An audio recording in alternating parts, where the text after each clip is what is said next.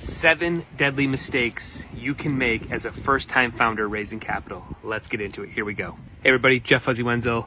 I have ran about 170 plus campaigns in the equity crowdfunding space, also about 300 Kickstarters at this point in my life. So I've raised a lot of capital and I've seen a lot of mistakes from founders. And these top 7 things is what you need to avoid. All right, so let's get into it right now. Number 1, you blame the platform for your lack of investments or backers. You think it's a platform issue or a tech issue. It's not. It's not anything to do with the platform. It's on you.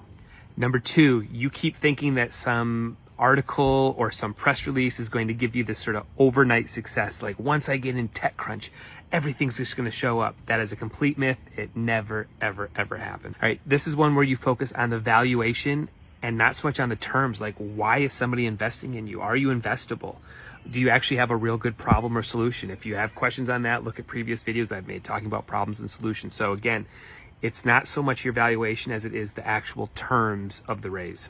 You start to delegate too early. You're not ready. If you're the CEO, you got to have your hands get in the cookie jar. You got to get dirty. You got to be doing that stuff. You got to be making the videos. You got to be talking to investors. You can't start to delegate too early in your raise.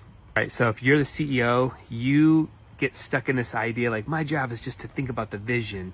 I need to be a little bit more hands off.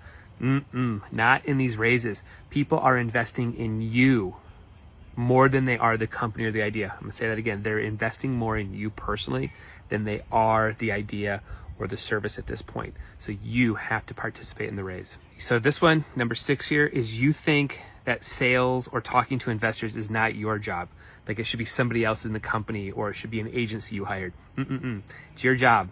You've got to talk to them. So those last 3 kind of all bundle into one here. You got to have your hands, you got to be doing work, right? You got to be having those hands in that cookie jar. You got to be doing that work. So so it's your job to talk to those investors or your backers to try to get those sales or investments. All right, last one for this video here. You think it's okay not to reach profitability. You think it's okay.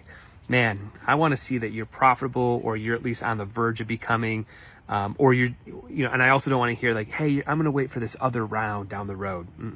We want to try to get you at least showing positivity on profitability, or you're at least seeing a lot of growth, a lot of user growth, right? We want to see wins, right? That's what we want to see.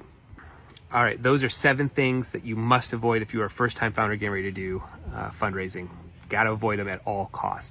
All right, if you guys need any help with any of this stuff, obviously reach out, click a like, go to my website, find me. I would love to talk about what you're working on. And if you have any questions about crowdfunding or fundraising at all, please let me know. This is what I do.